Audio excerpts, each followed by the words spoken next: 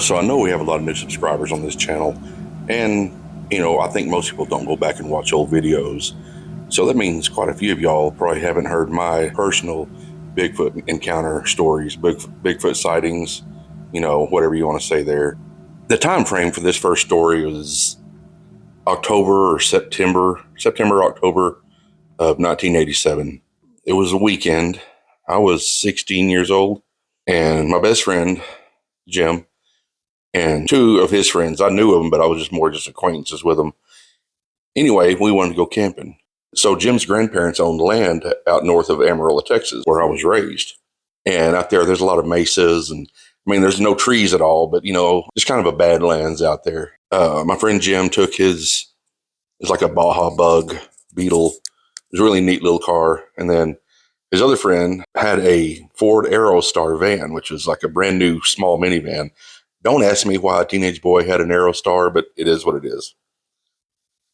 So we got out there and got our camp set up and all that, made our little hot dog meal. I don't remember what it was, but I'm sure it was hot dogs or something like that, something real easy. Anyway, a storm started coming in. It was already about dark. Anyway, a storm started coming in and really came in and rained pretty wild, wind blew and all that stuff. We didn't know how long they were going to last. This is obviously before smartphones or anything, so we had no way of knowing if there was going to be wave after wave of them or what was going to happen. So we're sitting there talking. We're like, well, what are we going to do? Because our camping plans have been ruined. What are we going to do? And one of us, I don't remember who, said, let's go to Colorado. It's about a 3.5 hour drive. We took off, and anyway, we drove up there. And like I said, it's 3.5 hours, 4 hours. So it was probably 1 o'clock by the time we got to Trinidad, Colorado.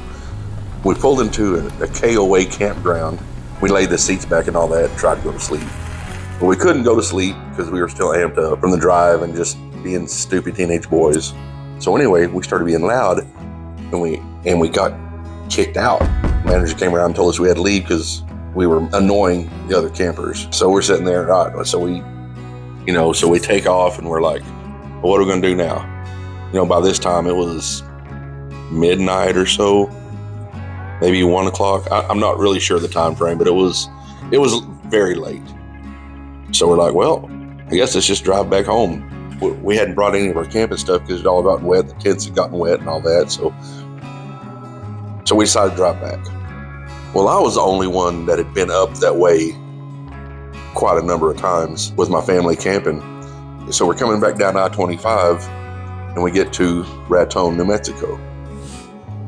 The other two guys are asleep in the back. The two Brents were asleep in the back. I don't even think we had a map with us, but I told Jim, yeah, the way back is this road right here. Well, what it wasn't was the way back. I told him to turn a few miles too early, headed back east. And if you take the main road, which is 87, I think, coming down out of there, you stay, kind of in open land, and there's a few little mountains and stuff, but it's pretty open. But the way we took, we were still up in the mountains, and we were driving along out there, and pretty uneventful drive. And we got, 5 or 6 miles outside of Raton, and we'd been talking about girls, talking about cars, all the stupid things that teenage boys talk about. And, we just stopped talking for a second. We were just kind of looking ahead. And right out at the edge of the reach of the headlights, something ran across the road in front of us. And, it was very shocking because, A, there was nobody out there to try to prank us. Nobody knew we were there. Our parents didn't know we were there. We were supposed to be camping, and we were at that point in northern New Mexico. So whatever this thing was, this is a 2-lane road. It was running up on 2 legs, running upright, running like a man would run. I only saw 3 steps. Jim was driving, so it was one on my side of the road, one in the middle of the road, and one to the other side of the road, and then it was gone. It was literally 2 seconds we saw it, but we both saw it.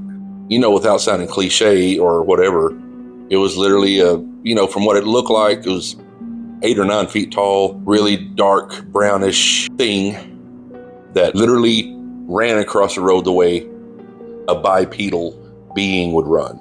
Obviously, bears don't run like that. If bears are running, they drop down on all fours. Now, bears can obviously walk on two legs. I see it all the time. This was more like a man running, and I don't know how to describe it other than that. And it was so shocking and so jarring, and just like, it took us probably a good mile before we could even process in our brains what had just happened. It was like, what was that? Neither of us said anything. And then finally, I asked Jim, I said, please tell me you didn't see that back there.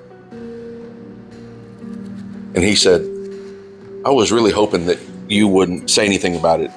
He said, because I was just hoping that my eyes were playing tricks on me or whatever. So we both saw it. We both saw the exact same thing. You know, then we kind of started talking about it and talking back and forth about what it could have been. You know, people can say that, I guess if just I had seen it or just he had seen it, then it would be a different story.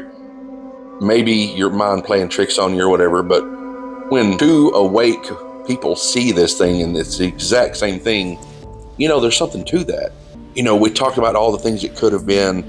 There's nothing it could have been. It was not a bear. I know how bears are shaped. It wasn't a bear. And I don't even know how else to say it other than it wasn't a bear that was running. Bears don't run like that. It was taller than a bear would be. It was just, it looked like a big, tall, hairy, muscular man running.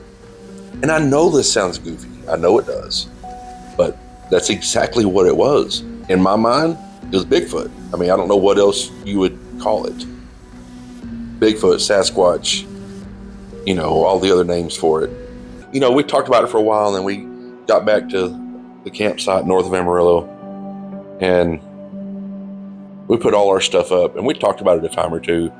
And then it was literally years before we ever talked about it again. I'm still friends with Jim. That's my first encounter, and that's my first sighting. Man, people can tell me they don't believe in Bigfoot, and that's fine. If I hadn't seen what I saw, I probably wouldn't believe in Bigfoot. But I know what I saw. And I also know what I saw in 2013, about 90 miles as the crow flies from that same place. You know, I've talked to a few people about it, and they tell me that's like a category 1 sighting or whatever. I don't know all the rating systems for, you know, like finding a print or whatever. I just know that I saw something way bigger than I was, and hairy, shaggy, dark brown, running like a man and going across a whole road in 3 steps.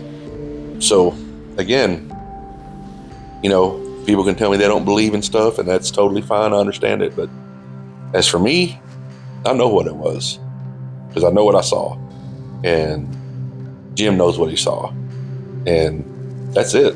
I mean, there's nothing else to say about that story. That was my, oh my God, what is that moment? First time in my life, it was just like I was at a loss for words, because I had no clue what I had just seen. And also, let's be fair, at that point in my life, Bigfoot wasn't even on my radar. I had heard about Bigfoot, obviously, but you know, I was thinking about girls and football and all the things that teenage boys think about, you know, working and getting my car running or fixing my car up. Normal teenage boy things is what I was thinking about.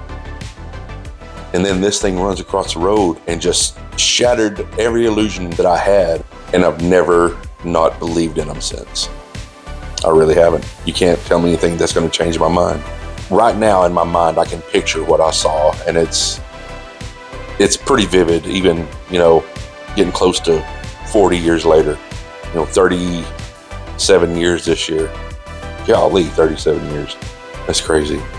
And then I will tell you my other story on the next one of these. Y'all have a good day. We appreciate y'all watching, and we'll see you next time.